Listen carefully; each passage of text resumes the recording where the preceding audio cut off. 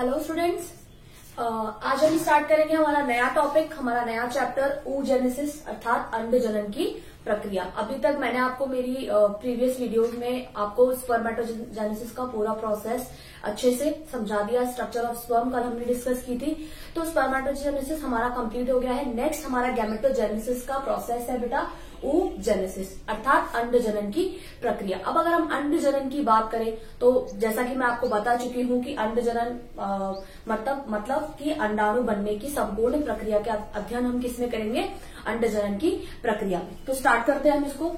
तो अंड जनन बेसिकली किसमें होगा, मादा प्राणियों में, मादा प्राणियों में, मादा प्राणियों में युग्मक जनन की प्रक्रिया ही क्या कहलाती है, अंड जनन।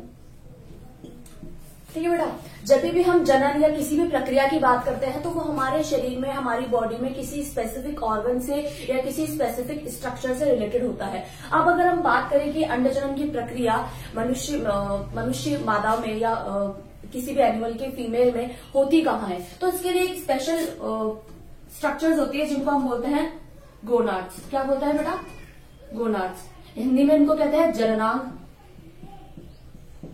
ठीक है बेटा, जैसा कि हमने स्पर्मेटोजेनेसिस के अंदर जो गोनाड डिस्कस किया था, मेल गोनाड, वो था हमारा टेस्टिस। और यहाँ पे हम फीमेल की बात कर रहे हैं, मादा प्राणियों की बात कर रहे हैं, मादा के बारे में बात कर रहे हैं। तो फीमेल गोनाड्स होते हैं बेटा हमारे ओवेरीज। ठीक है बेटा, हिंदी में इसको कहते हैं अंडाशय।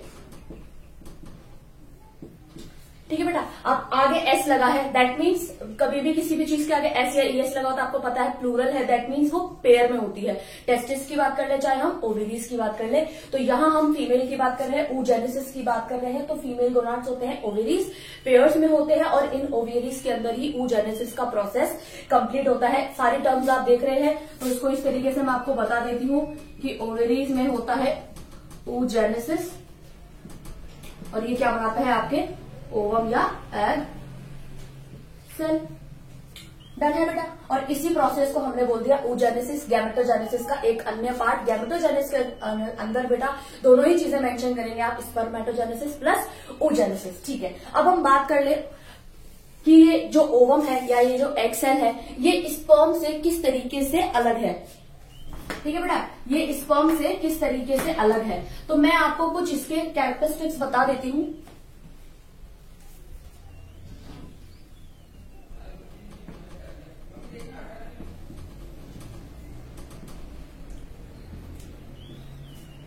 कोई भी जो स्ट्रक्चर फॉर्म होती है उसकी अपनी कुछ विशेषता होती है, उसके अपने कुछ इंपॉर्टेंस होती है, उसकी अपनी कुछ भूमिका होती है। तो ये जो ओवम बन रहा है या ये जो एक्सेल है, इसकी क्या भूमिका है, ये क्या है बेसिकली, इसके बारे में मैं आपको कुछ कैरेक्टरिस्टिक्स बता देती हूँ। ज्यादा डिटेल में तो आप नोट्स में ही देख पाएंगे। तो जो ओवम होता है, सबसे बड़ी बात उसके बारे में ये है कि ये आकार में बड़ा होता है।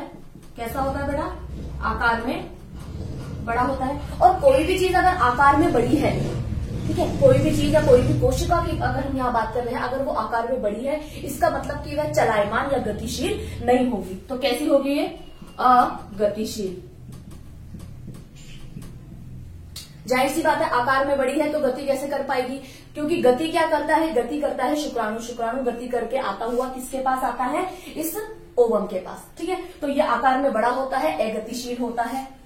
दूसरा, ये पहला पॉइंट, या तो इसी के साथ इसको मर्ज कर सकते हैं, आप अलग से भी लिख सकते हैं इसको। अब बेटा ये आकार में बड़ा क्यों होता है, क्योंकि शुक्राणु में हमने पढ़ा था कि शुक्राणु के केंद्रक से संपूर्ण अनावश्यक पदार्थ को बाहर निकाल दिया जाता है, और केवल क्या रखा जाता है वहां पे, क्रोमेटिन मटेरियल, या आप कह लीजिए कि जो आनुवांशिक सूचना थी, जो नेक्स्ट जनरेशन में पास थ्रू होने वाली थी, ओनली वही वहां पे प्रेजेंट थी। तो अब बाकी जो सारा सेल साइटोप्लाज्म है, या जो न्यूट्रिशन चाहिए, या जो फूड मटेरियल चाहिए, वो सब कहाँ प्रेजेंट होता है, वो सब यहाँ प्रेजेंट होता है। तो इसके पास में साइटोप्लाज्म या कोशिका द्रव्य अधिक मात्रा में, अधिक मात्रा में। ठीक है बेटा, और एक बात और मैं आपको बता दूं कि जब हम पढ़ रहे हैं, यहां मैं आपको मेंशन कर देती हूं इन मैमल्स, ठीक है बेटा। तो मैमल्स के जो अंडे होते हैं, ध्यान दीजिएगा मेरी बात पे, मैमल्स अर्थात स्तनधारी जंतु, जो स्तनधारी जंतुओं के जो अंडे होते हैं वे अन्य जंतुओं की तुलना में आकार में छोटे होते हैं। कैसे होते हैं बेटा? आकार में छोटे होते हैं। क्यों होते हैं? क्योंकि इनमें जो निषेचन होता है अर्थात जो फर्टिलाइजेशन की प्रक्रिया होती है वह आंतरिक होती है अर्थात इनसाइड द बॉडी होती है। तो इसीलिए इनके जो अंडाणुओं का आकार होता है वो शुक्राणु की तुलना में तो बड़ा है। ध्यान दीजिएगा मेरी बात पे कि जो शुक्राणु है उसकी तुलना में तो अंडाणु का आकार बड़ा है, लेकिन जो अन्य जंतु हैं उनकी तुलना, अब ये अन्य जंतु कौन से? तो अन्य जंतु मैं आपको बता देती हूँ, जैसे कि स्पीसीज की बात कर लीजिए आप, एम्फीबियंस की बात कर लीजिए, एवीज की बात कर लीजिए, सॉरी, ये सब क्या होता है बेटा? स्पीसीज अर्थात आपकी मछलियों का वर्ग जिसके अंदर सारी मछलियां आती हैं, एम्फीबियंस अर्थात आपके उभयचर का वर्ग जिसके अंदर सारे उभयचर आते हैं, एवीज अर्थात आपके पक्षी वर्ग जिसके अंदर सारे पक्षी आते हैं। तो जो इनके अंडे होते हैं बेटा, जो इनके एग्स होते हैं वो साइज में बड़े होते हैं, वो साइज में बड़े होते हैं। लेकिन अगर हम बात करें मैमल्स की अर्थात स्तनधारी जंतुओं की, तो स्तनधारी जंतुओं के जो अंडे होते हैं वो इन एनिमल्स की तुलना में छोटे होते हैं। ठीक है बेटा, इसको आप इस तरीके से समझेंगे कि शुक्राणु की तुलना में तो अंडाणु बड़ा ही होगा, लेकिन अंडाणु की भी दो कैटेगरी है, एक तो साइज में बहुत बड़ा और एक साइज में बड़ा। तो जो बड़े होते हैं हमारे अंदर बड़े होते हैं, बट वो एनिमल्स जो ये रिमेनिंग एनिमल्स हैं इनसे साइज में छोटे होते हैं। ठीक है बेटा, तो इन मैमल्स ओवम का साइज छोटा या स्मॉलर। ठीक है बेटा, तो ये तो पूरा हो गया आपका एग सेल का डिस्क्रिप्शन कि एग सेल बेसिकली किस तरीके से, एग सेल कह लीजिए या ओवम कह लीजिए, किस तरीके से वो स्पर्म से अलग है। अब मैं आपको ये बताती हूँ कि एग सेल की अपनी कुछ इंपॉर्टेंस है। ध्यान दीजिएगा मेरी बात पे, ये इसके कैरेक्टरिस्टिक्स थे कि एग सेल बेसिकली होती कैसी है। अब हम बात करेंगे कि इसकी इंपॉर्टेंस क्या है। ठीक है बेटा, तो अब हम बात कर लेते हैं फटाफट से कि एग सेल की इंपॉर्टेंस क्या है।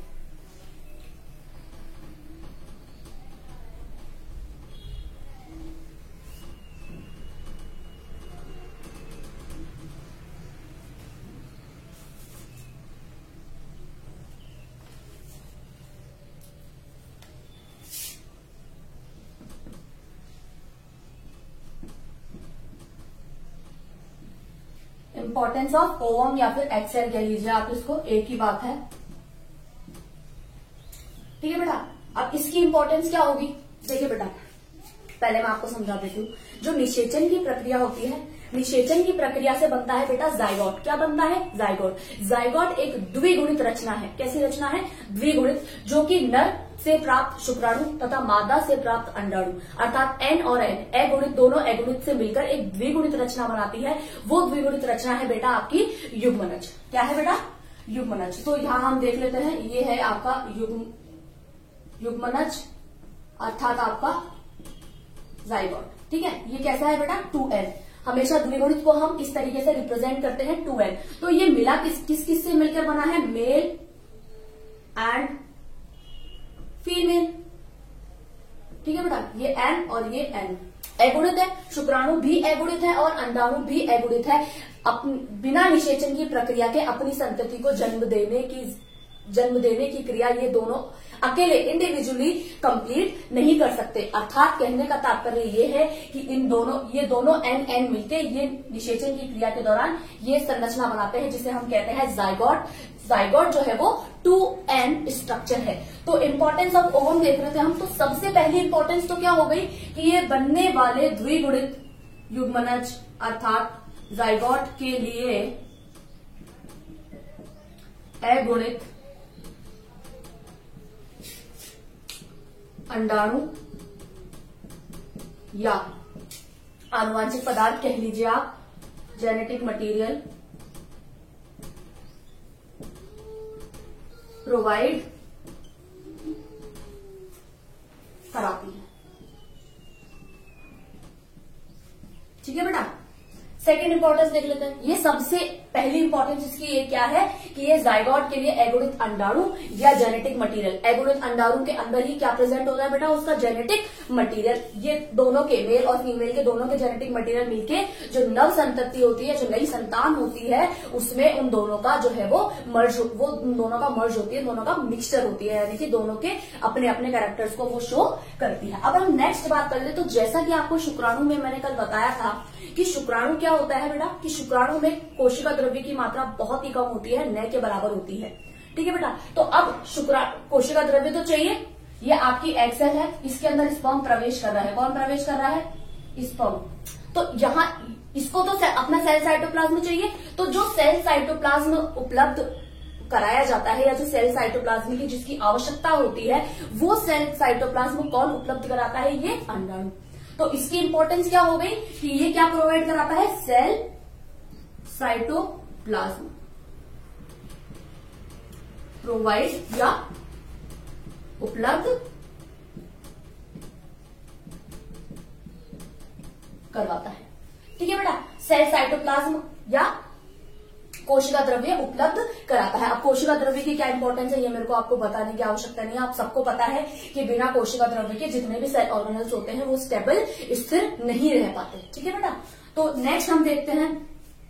अब आपको पता है कि भ्रूण का या जो एम्ब्रियो है उसका डेवलपमेंट कहाँ होता है? फीमेल बॉडी के अंदर होता है कंप्लीट डेवलपमेंट। तो कोई भी अगर मान लीजिए छोटे से लेके बड़े तक जितने भी जानवर है, जितने भी एनिमल्स हैं, वो बिना किसी भोजन के या बिना किसी खाद्य सामग्री के क्या वो एक पूर्ण विकास कर पाएंगे, कंप्लीट डेवलपमेंट कर पाएंगे? नहीं। तो उन्हें विकास के लिए क्या चाहिए?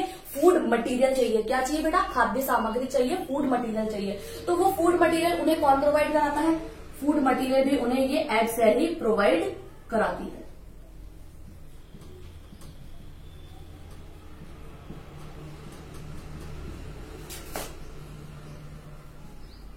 ठीक है बेटा, तो अगर हम एग सेल की इंपॉर्टेंस की बात करें कि एग सेल की अपनी क्या विशेषता है, क्या उसका रोल है, तो ये 3 उसके विशेष कार्य हैं। पहला तो कि बनने वाले जाइगोट के लिए हैप्लॉइड एग सेल या जेनेटिक मटेरियल, दोनों में से एक भी लिखेंगे तो चलेगा, या जेनेटिक मटेरियल को प्रोवाइड कराता है। सेकंड है सेल साइटोप्लाज्म प्रोवाइड कराता है, और थर्ड है फूड मटेरियल प्रोवाइड कराता है। ठीक है, तो ये सारा आपको, आई होप कि आपको ये सारा कुछ समझ में आ गया होगा। बहुत ही इजी गोइंग है, कुछ भी इसमें टफ नहीं है। बस एक आपको कंपैरिजन याद रखना है बेटा कि क्योंकि जो शुक्राणु था उसका आकार छोटा था, क्योंकि वो केवल वो चीज लेके आ रहा था जो उसकी बेसिक नेसेसिटी, मतलब जो बेसिक चीजें थी केवल उसके पास वही थी।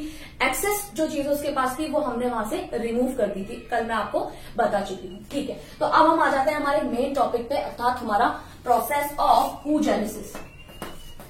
Process of oogenesis। एक बात आपको याद रखनी है बेटा कि प्रोसेस ऑफ oogenesis की जो फेजेस होती हैं, यानी कि जो अवस्थाएं होती हैं, वो एज इट इज शुक्राणु जनन की तरह ही होती हैं। ध्यान दीजिएगा मेरी बात पे कि जो प्रोसेस ऑफ oogenesis की वही 3 फेजेस होती हैं जो हमने कहां पढ़ी थी? शुक्राणु जनन में पढ़ी थी। लेकिन शुक्राणु जनन से अंडाणु जनन कुछ भिन्न है। कैसे? पहले तो मैं आपको इसकी फेजेस रिमाइंड करा देती हूँ।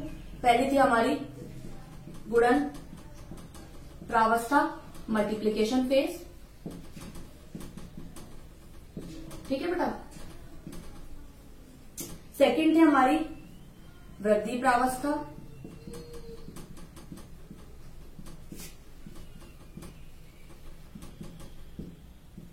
ग्रोथ फेज, और थर्ड है हमारी परिपक्वन प्रावस्था,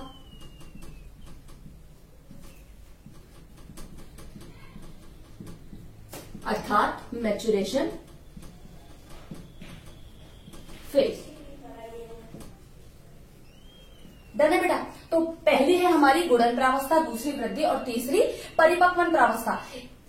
अंड जनन शुक्राणु जनन से किस प्रकार भिन्न है मैं आपको ये बताना चाह रही थी। तो देखिए बेटा, अंड जनन शुक्राणु जनन से इन प्रावस्थाओं के रूप में भिन्न नहीं है, इन प्रावस्थाओं के रूप में भी भिन्न है, लेकिन जो मेन इसमें डिफरेंस है वो मैं आपको बता देती हूँ कि जो शुक्राणु जनन था, शुक्राणु जनन में अंत में जो हमें शुक्राणु प्राप्त हो रहे थे हैप्लॉइड, वो हमें सारे एक स्पर्मेटिड से इस तरीके से मैंने आपको बताया था कि अगर 8 स्पर्मेटिड बन रहे हैं तो उनसे वो 8 स्पर्म बनेंगे। जबकि यहाँ एक वेरिएशन है, यहाँ एक अलग चीज है। वो अलग चीज ये है कि क्योंकि आपको पता है कि एग सेल का आकार क्या होता है साइज में, एग सेल स्पर्म की कंपैरिजन में साइज में बड़ी होती है। तो इसमें और शुक्राणु जनन में जो अंतर है वो अंतर ये है बेटा कि अंड जनन की प्रक्रिया में बनने वाली अंड कोशिका संख्या में एक ही बनती है। कितनी बनती है बेटा? संख्या में एक ही बनती है। बाकी जो बनती है अदर, जो वहां पे जो हमारे बन रहे थे वो वहां पे सेम स्पर्म बन रहे थे, बट यहाँ पे जो अदर जो पार्ट्स बनते हैं वो बनती है बेटा आपकी पोलर बॉडीज। क्या बनती है?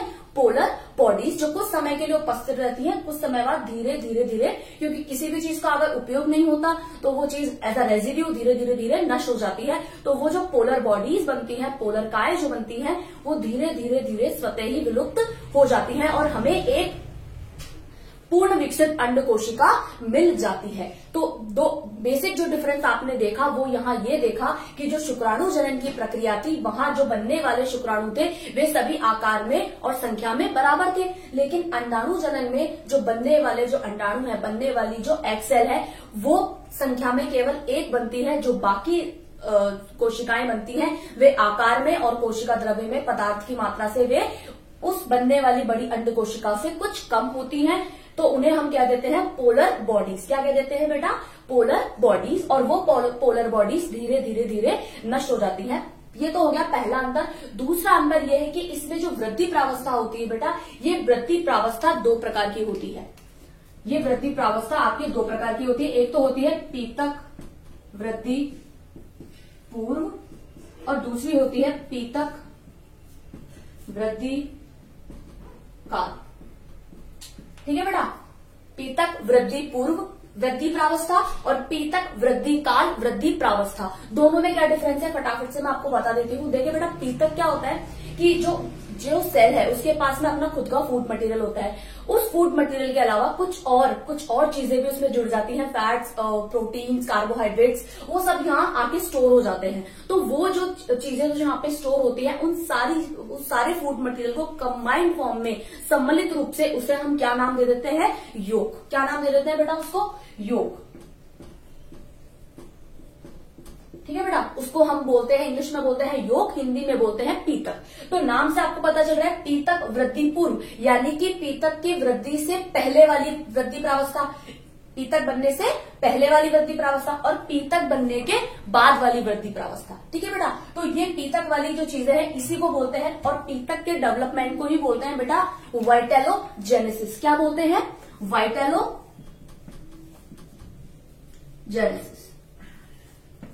वाइटेलोजेनेसिस बेसिकली क्या हो गया? जिसमें हम the process of formation of योग। ठीक है बेटा? यानी कि वाइटेलोजेनेसिस पीतक भवन हिंदी में इसको कहते हैं। पीतक भवन वह क्रिया है जिसके अंतर्गत हम यह पढ़ेंगे कि जो पीतक है वो किस प्रकार बना, उसकी क्या जरूरत थी और वो कितने समय के लिए बना। एनी टाइम नहीं रहता, ये कुछ समय के लिए रहता, अल्प समय, आरक्षित। इसको आप हिंदी में समझ लीजिए कि पीतक क्या है? अंड कोशिका में उपस्थित आरक्षित संग्रहित भोजन। एक तो होता है संग्रहित भोजन, स्टोर्ड फूड, एक होता है आरक्षित संग्रहित भोजन अर्थात रिजर्व स्टोर्ड फूड, जिसका आरक्षण मतलब फिक्स्ड हो गया है कि इसका कार्य क्या है? इस अंड कोशिका विकसित हो रहे जाइगोट को पोषण प्रोवाइड करना। ठीक है बेटा? तो ये पीतक वाली टर्मिनोलॉजी आप कहां पढ़ेंगे?